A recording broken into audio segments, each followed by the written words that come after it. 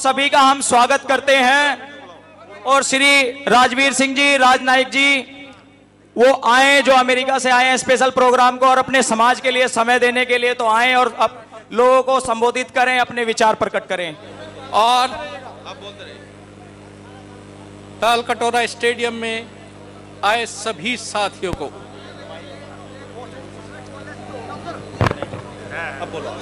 21वीं सदी में प्रथम चमार अधिवेशन 2023 के आयोजनकर्ताओं का मैं आभारी हूं, धन्यवादी हूं, शुक्रगुजार हूं, जो कि जाति जोड़ो मिशन पर काम कर रहे हैं और हमारे महापुरुषों, साधु संतों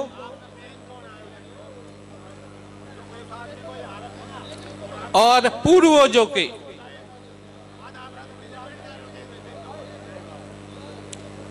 एक श्रद्धांजलि भी अर्पित कर रहे हैं कि उन्होंने जो नेक काम किए हैं।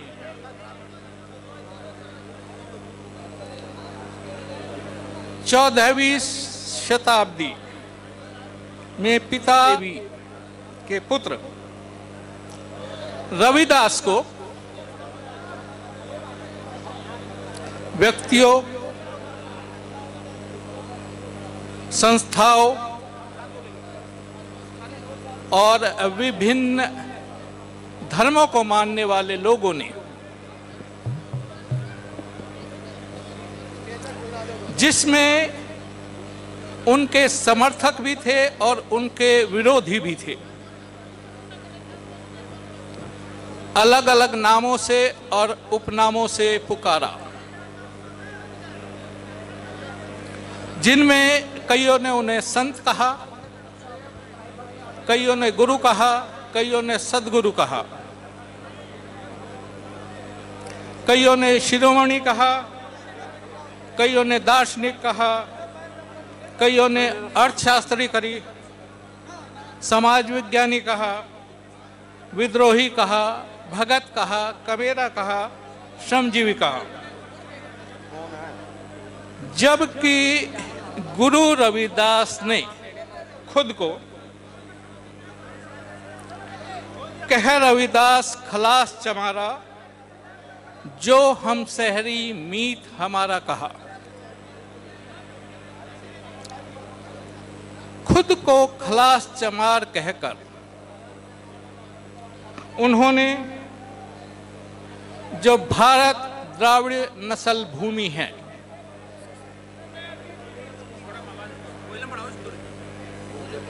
और सर्वशक्तिमान एक ओंकार पिता और प्रकृति माता को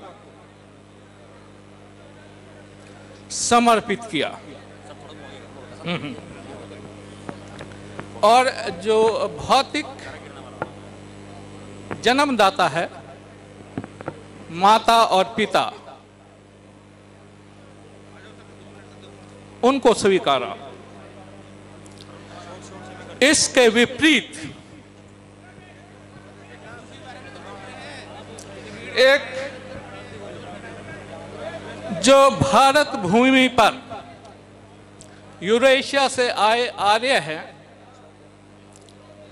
और उन्होंने एक थ्योरी प्रचारित की कि कोई मुंह से पैदा हुआ है, कोई हाथ से पैदा हुआ है, कोई पेट से पैदा हुआ है और कोई पैर से पैदा हुआ है। वो प्राकृतिक जन्मदाता माता पिता को भी नकारते हैं, अपनी मां की कोख को भी नकारते हैं। तो गुरु रविदास ने उस समय जो कहा है, उसका जो मतलब है आप सबको जानना होगा। भारत ही नहीं पूरी दुनिया में जो मनुष्य प्राणी हैं, माताएं बहनें हैं, वो सब चमार हैं।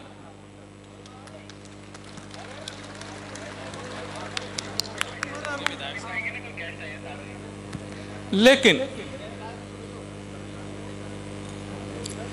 जो गुरु रविदास ने मानव उत्पत्ति का स्रोत चमार बताया था,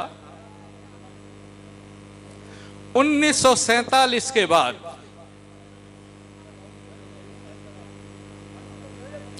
उसे लगभग 7,000 जाति और जनजातियों में से एक जाति बता दिया गया।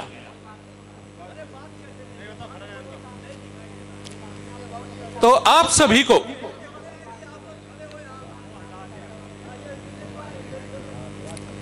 इस षड्यंत्र को पहचानना होगा। गुरु रविदास ने इसी श्लोक में हम सैरी कहा, जो कि सिंधु घाटी सभ्यता, इंडस वैली सिविलाइजेशन को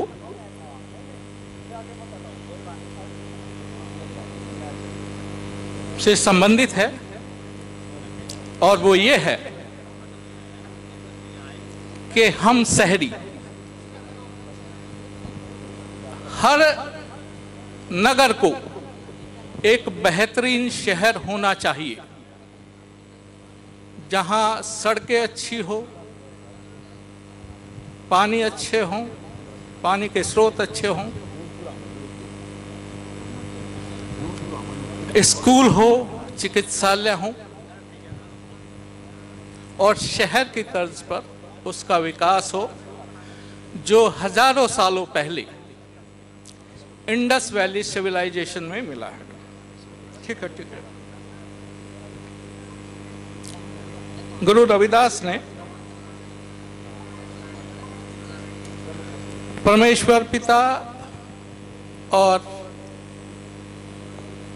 प्रकृति माता के लिए किसी बिचौलिए को बीच में ना रखने का आह्वान किया है।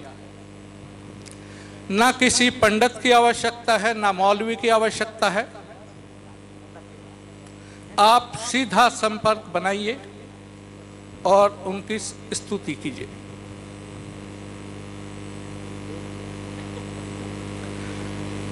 गुरु रविदास के समय में राजनीतिक रूप से देश गुलाम था, ऊंच नीच जाति पाति भी थी, लेकिन उन्होंने इन बुराइयों से कोई समझौता नहीं किया, कोई पैक्ट नहीं किया, कोई आत्मसमर्पण नहीं किया और किसी की जान भी नहीं गई। किसी के भूख हड़ताल के कारण ना वो पैक्ट किया गया, ना समझौता किया गया। गुरु रविदास के समकालीन कबीर ने भी ये दोहराया है,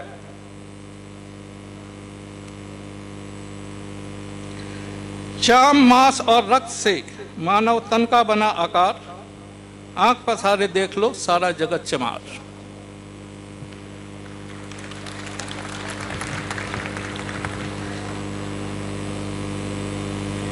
मुझ में,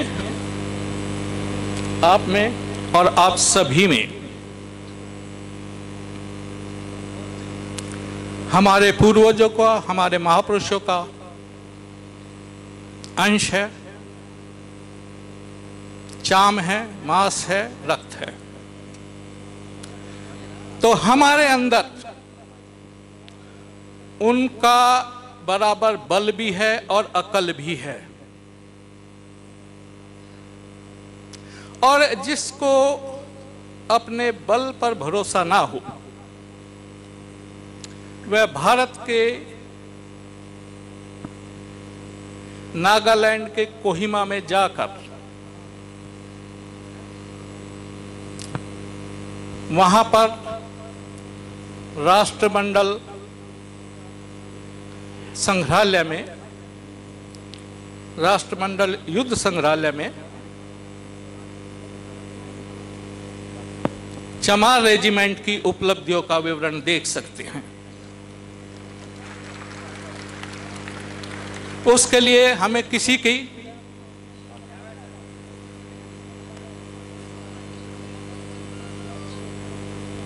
आवश्यकता नहीं है कि वो हमें सपोर्ट करे।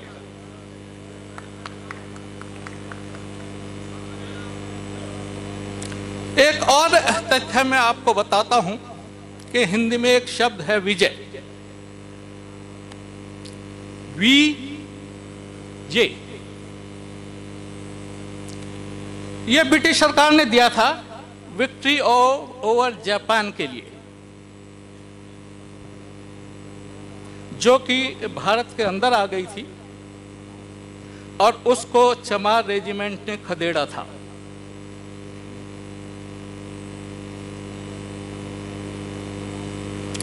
और चमार रेजिमेंट के गठन के बाद ही 1943 में, जबकि दूसरा विश्व युद्ध 1939 से शुरू था, 1943 में चमार रेजिमेंट बनी थी।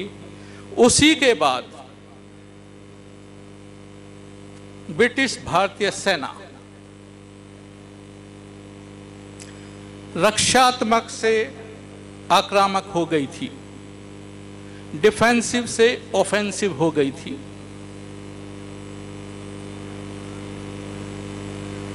आज भी वहां पर चमार रेजिमेंट के योद्धाओं को, शहीदों को बैटल ऑफ ऑनर मिला हुआ है।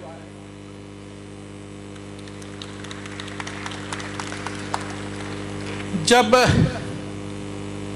विश्व युद्ध, चमार रेजिमेंट और राष्ट्रमंडल युद्ध स्मारक की बात चली है, तो मैं अपना फर्ज समझता हूं कि आपको वहां पर लिखी हुई एक लाइन भी बता दूं। वहां लिखा है कि जब तुम अपने घर जाओ तो सबको बताओ कि तुम्हारे कल के लिए हमने अपना आज कुर्बान कर दिया है।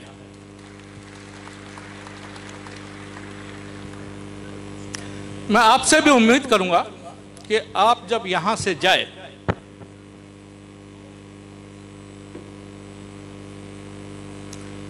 तो यह बात अपने पड़ोसी गली मोहल्लों में बताएं और इस चीज की जरूरत को समझें कि चमार रेजिमेंट का गठन आज भी भारत को चीनी आक्रमण से बचा सकता है। जो भूल नेहरू ने 1962 में की है,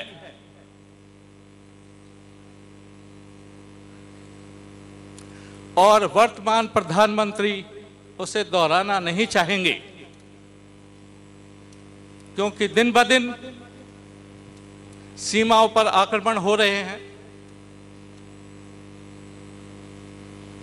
और अगर सैटेलाइट की बातों पर यकीन किया जाए, सैटेलाइट ने जो नक्शे दिखाए हैं कि भारतीय सीमाओं के अंदर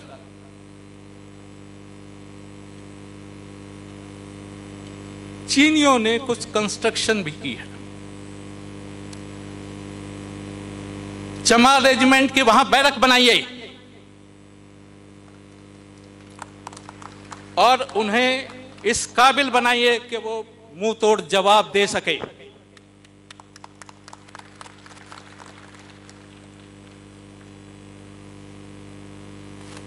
(1971) का युद्ध भी आपको याद होगा, जो बाबू जगजीवन राम के डिफेंस मिनिस्टर होते हुए लड़ा गया और दुनिया के मानचित्र पे एक नया देश बन गया जिसका नाम था बांग्लादेश। सिख इतिहास में चमकौर का युद्ध भी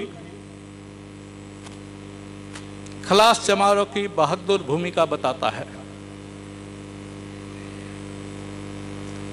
और जिन्हें अपनी अक्ल पर भरोसा नहीं है उनको भी मैं बता दूं कि संघ लोक सेवा आयोग बनने के बाद लिखित परीक्षा में अच्युतानंद चमार जो बंगाल से थे, उनको लिखित परीक्षा में सबसे ज्यादा नंबर मिले थे।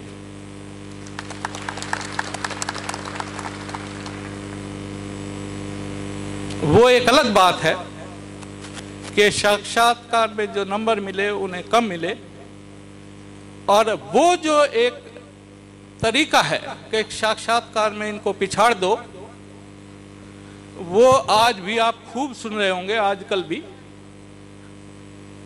कि ये सब हो रहा है और पहले से हो रहा है और उसी संविधान में हो रहा है कि जो बाबा साहब ने लिखा है।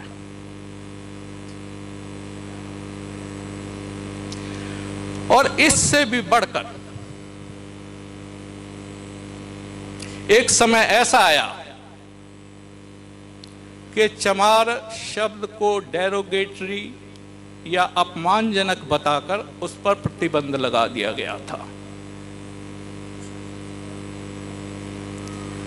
और महारवाद फैलाया जा रहा था।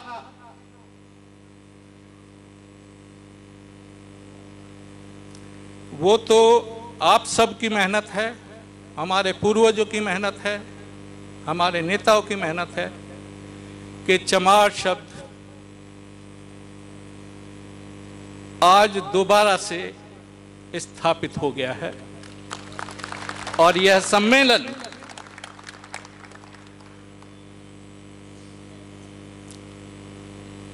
उसी को बताने के लिए है। अगर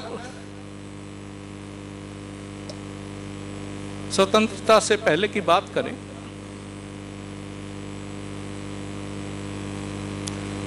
तो 1920 में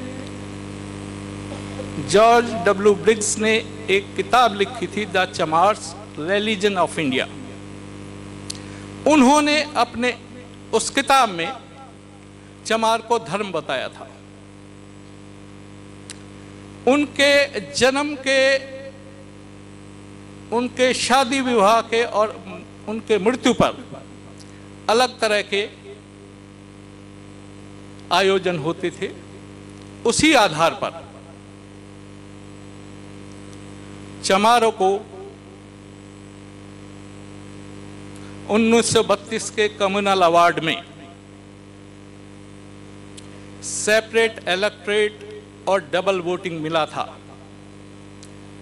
जो किसी की भी इंडियन की वहां पर उनको पता ही नहीं था कि डबल वोटिंग होता क्या है, लेकिन उसका सौदा कर लिया गया।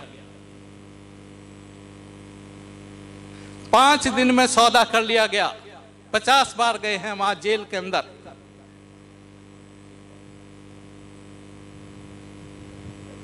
वो व्यक्ति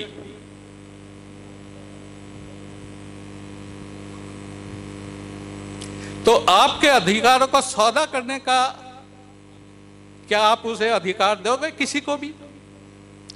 आपके करोड़ों डबल वोट बेचने का अधिकार आप किसी को दोगे?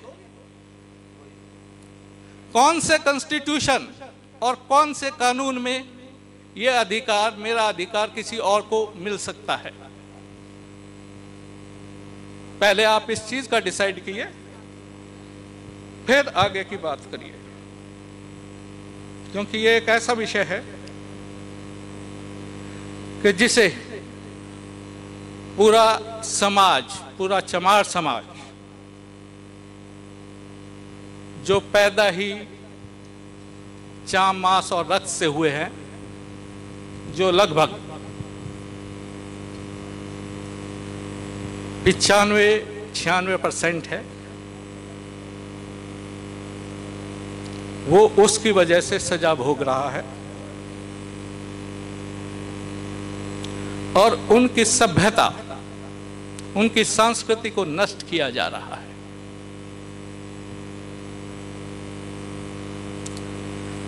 मेरा अनुरोध है और विश्वास भी है कि जातियों को जोड़कर दोबारा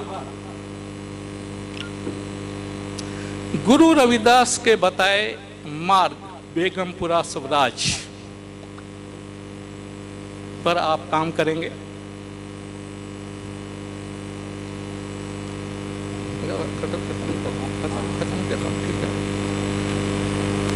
और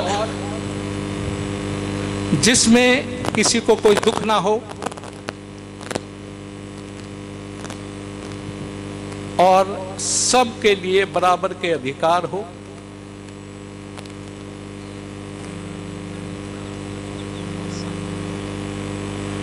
और सबको अन्न मिले, शिक्षा मिले, हर हाथ को काम मिले।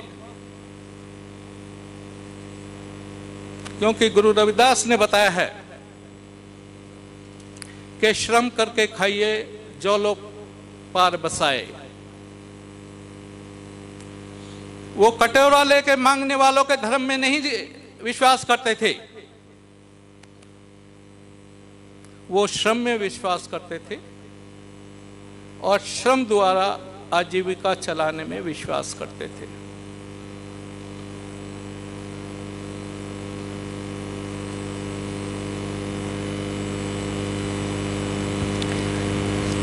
गुरु रविदास के बेगमपुरा जो आदि ग्रंथ है सिख धर्म का, और गुरु ग्रंथ साहब में उसकी व्याख्या है। और एक ही सिख रूलर हुए हैं महाराजा रणजीत सिंह। उन्होंने अपने जीते जी बेगमपुरा बसा दिया था। उस समय उनके पास कोहिनूर था। उनके नानक शाही सिक्के का कीमत ब्रिटिश भारत रुपए से ज्यादा थी। अंग्रेजों ने लाखों लोगों को फांसियां दी।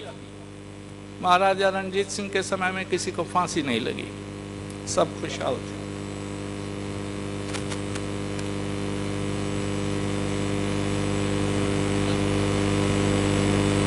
तो अब फिर से भी हमें कृषि, नागरिक उद्योग के साथ साथ रक्षा उद्योग पर भी ध्यान देना पड़ेगा। अगर आज महाराजा रणजीत सिंह होते तो राफेल जो एरोप्लेन है, फाइटर प्लेन है, वो फ्रांस से मंगाने की जरूरत नहीं पड़ती और यहीं पर राफेल बनता और शायद एक्सपोर्ट भी होता।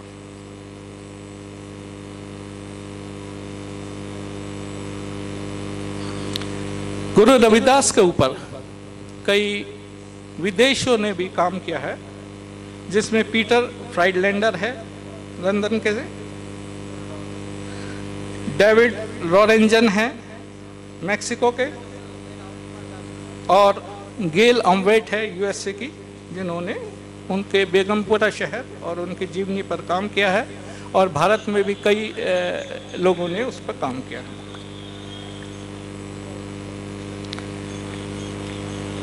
गुरु रविदास के अपने जीते जी एक ऐसी व्यवस्था उन्होंने कायम की थी कि जो प्रजा और राजा के सहयोग से राजकाज व्यवस्था चले और उनके जो पब्लिक वेलफेयर के काम हो, तो वही व्यवस्था आज करने की भी जरूरत है। उनके लगभग 52 जो साथी थे वो आजकल के हिसाब से, चारों वर्णों के हिसाब से लगभग हर वर्ण में थे, और जो जातियां हैं उनमें सब जातियों में ही से थे। तो मैं माफ़ी चाहूँगा अगर जाने अनजाने में मेरे से कोई गलत बात निकल गई हो, और इसी के साथ मैं आपसे धन्यवाद देता हूँ। धन्यवाद। तो ये थे श्री राजवीर सिंह जी, पूर्व राजनायक जी।